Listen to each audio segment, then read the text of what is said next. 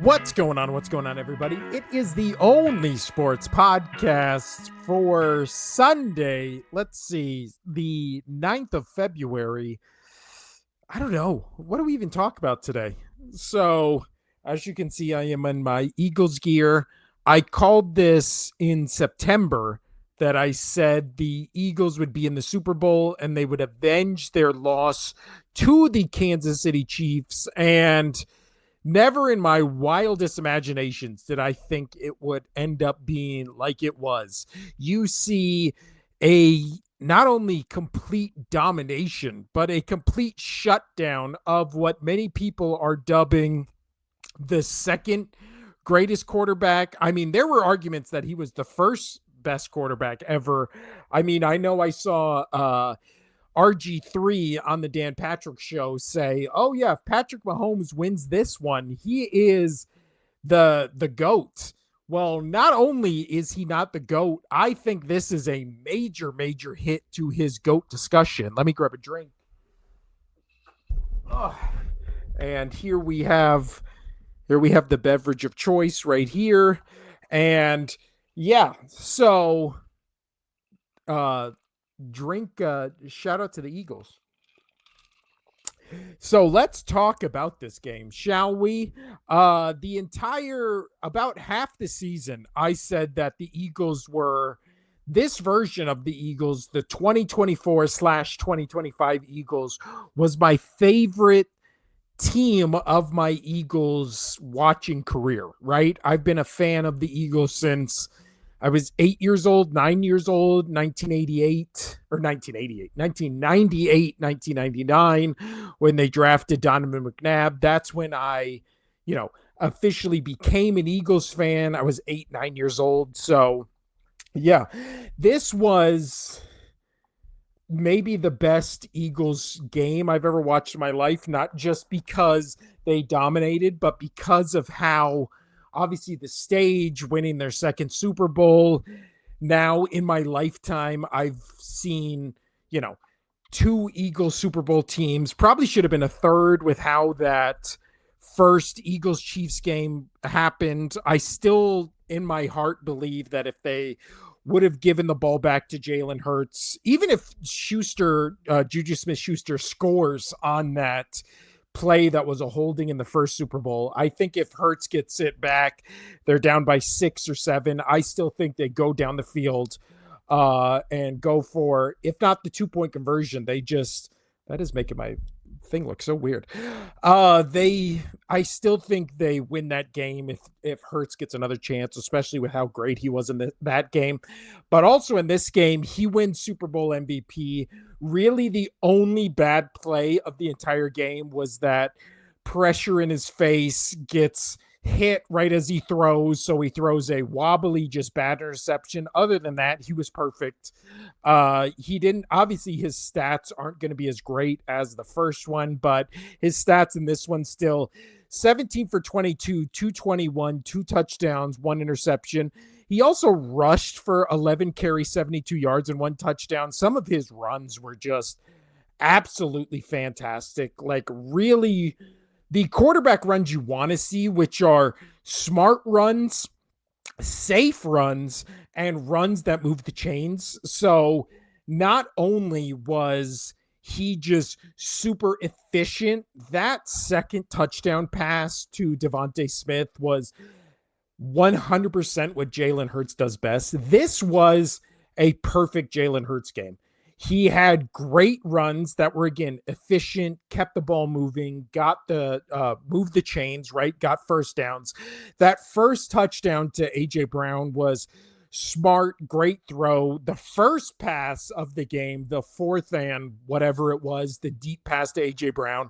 Again, that's when I thought the ref screw jobs were in effect, because in no time during the season is that being called on either team, where it's just hand fighting and then it just gets, for some reason, deemed pass interference to the offensive player. But whatever, that was a dime pass. He had a couple dime passes to Goddard on the sideline, to Smith, and then that long bomb to Smith, that was his second touchdown pass of the day, is vintage Jalen Hurts, what Jalen Hurts does perfectly, which is he's the best deep ball thrower in the league. I think it's honestly without question at this point. I know obviously Patrick Mahomes does a great deep ball, but there's nobody in the league I would take over Jalen Hurts with hitting the deep ball, because when he hits it, God, he just hits it perfectly. So he is now the Super Bowl MVP. Again, he puts up over 300 yards of total offense, 3 touchdowns, that one bad interception, but whatever. The entire week, the entire 2 weeks, all I heard was, you have to stop Saquon Barkley. You have to stop Saquon Barkley and let Jalen Hurts beat you. Well, that's exactly what happened. Jalen Hurts beat them because Saquon Barkley, 25 carries, 57 yards. They were feeding him the rock, and Kansas City was ready for it. He never got, I think his longest run was like 11 or 12 yards. He never got going, but he didn't need to because, again, Jalen Hurts got going running. He got going passing, and then the offense of the Chiefs just hit a brick wall known as the Eagles defense. One of the best defensive performances you're ever going to see, 40-22. And that 22 was basically 6 before the Eagles just kind of put it in cruise control and knew they were winning the game. Patrick Mahomes stats, 21 for 32, 257, 3 touchdowns, 2 interceptions. Basically these stats should read about 150 yards, 1 touchdown, 2 interceptions before the game kind of got out of hand. But again, I think it's really going to be understated how much people were just picking the Chiefs just based on who knows. Like again, on this podcast, in real life, I just kept being like, please show me the metric, and you can even listen to the Thursday's episode where I just kept being like, show me the metric where this Chiefs team is better than the Eagles. Because if you're going to say Patrick Mahomes single-handedly wins them the game, I'm going to pick everything the Eagles have in advantage over the Chiefs over just Patrick Mahomes having a great game. Because even he throws 5 touchdowns in this game and they still lose by 5 points, right? So it was one of those things where, much like the Commanders game, much like the Rams game, I just kept saying on these podcasts, like, they can let the quarterback have a great game. The offense is going to keep them in this game. Jalen Hurts is going to keep them in this game. Saquon Barkley is going to keep them in this game. And then this is a bend, don't break defense. Even again, the week, 12, 14, whatever week it was, where Jayden Daniels threw 5 touchdowns, like, that game was still close with a third-string quarterback because of how great this defense is. And it was just one of those things where I said it all season. This was the best Eagles team I've ever seen in the franchise's history. And that is never more of a bullet point emphasis on them ending the season just with a dominant.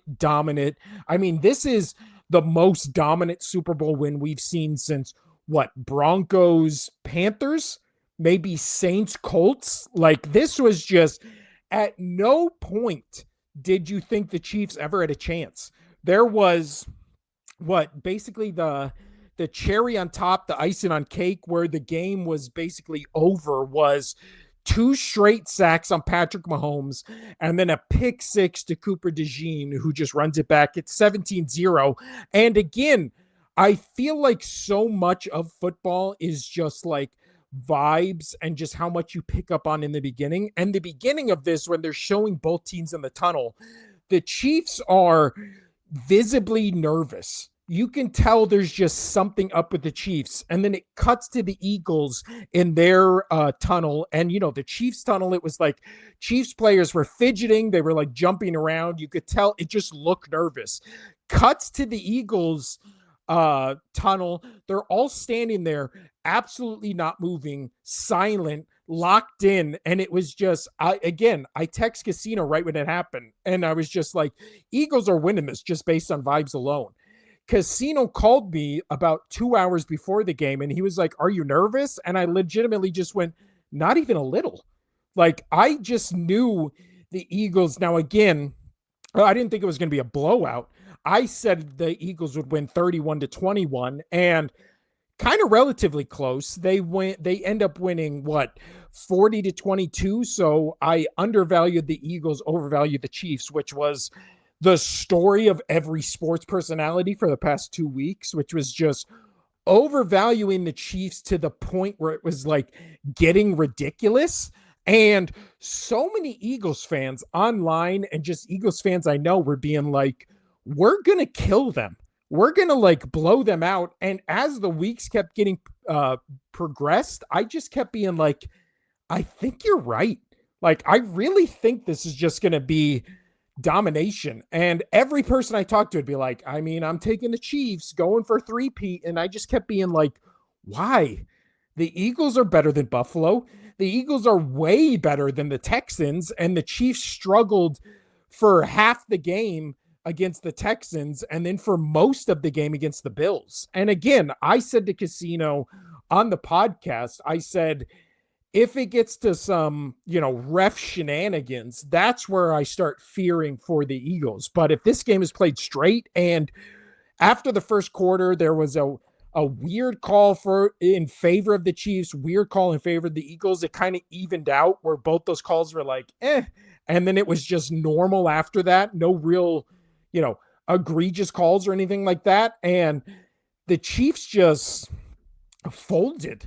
I mean, Travis Kelce was non-existent. Mahomes goes into halftime with 2 interceptions and like 35 yards passing. So I think when we were coming into this game, we being the people who talk about sports was like, what's the legacy going to be for either of these teams? And it was like, Mahomes, he wins, it's just going to be nothing, right? Because it's going to be, he's still second to Brady. Everybody puts him to Brady, but I don't think anybody expected him to have a game like this. Now, in both of his Super Bowl losses, we haven't seen him lose close. Because again, the Tom Brady and the Patriots lost to the Eagles, and he put up the most yards ever by a quarterback and had one of the best games you're ever going to see in Super Bowl history and came up short, right?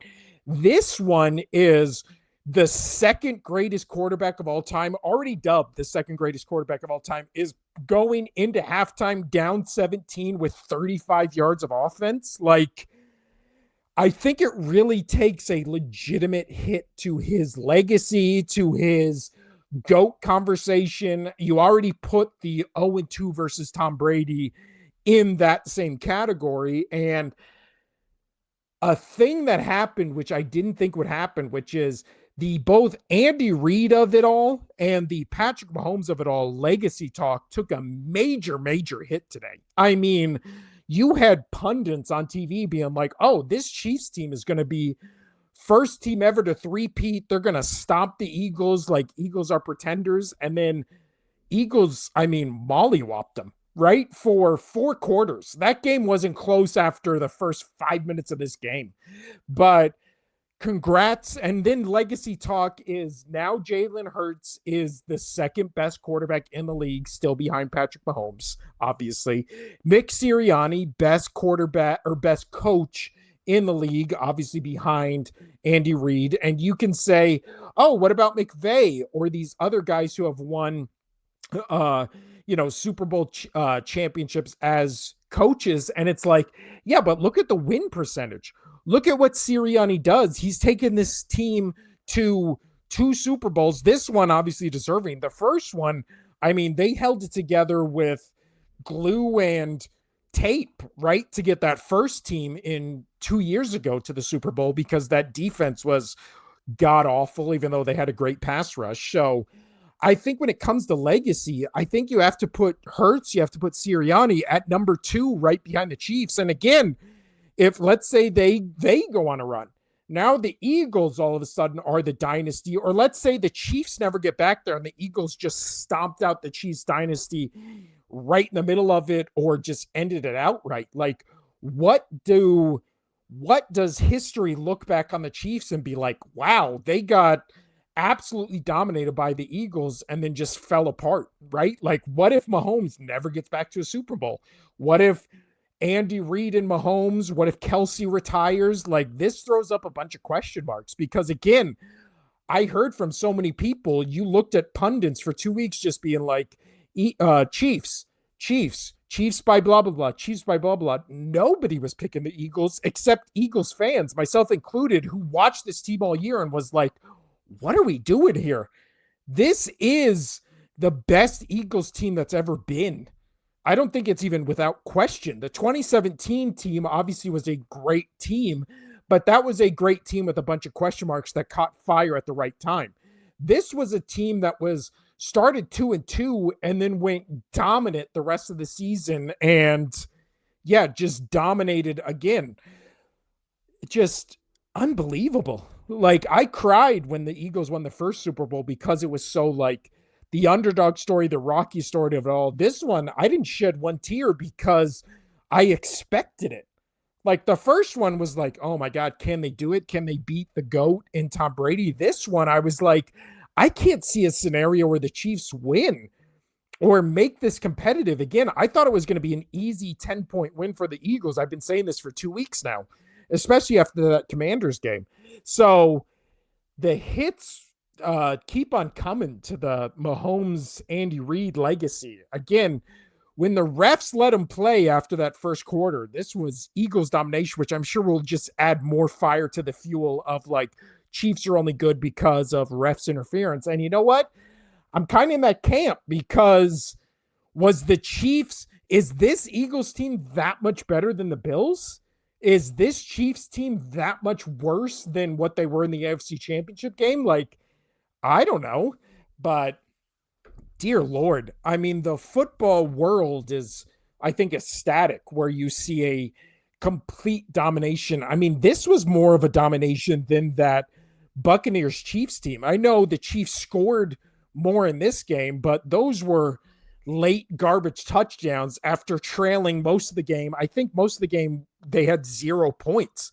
I think at one point they got 6 points and the Eagles had 30 something. So as an Eagles fan, I mean, dear Lord, best Eagles team I've ever seen, my favorite Eagles team I've ever seen. I'm so glad to say they are Super Bowl champions after this game. And yeah, just give me your thoughts below on what you thought of this game, what you thought transpired, why so many people were picking the Chiefs to start going into this game, which again, I said on the podcast multiple times, I didn't understand. The three-peat is stopped. The Eagles are champions. Maybe they go on a run themselves. Hopefully they re-sign Zach Bond. And yeah, I mean, wow. Little tipsy right now, but just on cloud nine. Fly, Eagles, fly. I got my Eagles shirt right now. Both times I worn this during games, they've blown them out. NFC Championship game and Super Bowl. So this is my new go-to Eagles jacket, but wow. Fly, Eagles, fly. Super Bowl champions again. And just dominating fashion. Chiefs three-peat ends. Casino will cry in his pillow tonight because no Taylor Swift, Travis Kelce engagement, but great game. Great game. Fantastic. But you could see that your team was very much focused the entire game. Yeah, they wanted it more. And you could tell, like, right from the beginning. Oh, yeah. And that call in the beginning was trash. Yeah, and that's when I thought we were going to be in for another one of those, like, bullshit games. And then it was literally just... They were like, no, we're not playing this. We're just going to go mutilate them. We don't even care what the rest says. Yeah, and then the second it was that pick six for a touchdown, it was over. It was game on, yeah. Yeah. That was a great game. Nobody was rooting for Kansas City in the party. Fantastic. Fantastic. Yeah. Well, that's what they get. That's what they get. Yeah. Whew. I was like, his little finger thing, and Taylor, when we got on the screen once, I was like, yes. Yeah, this is what football should be. Yes, it was play the game and get this shit together. Yeah.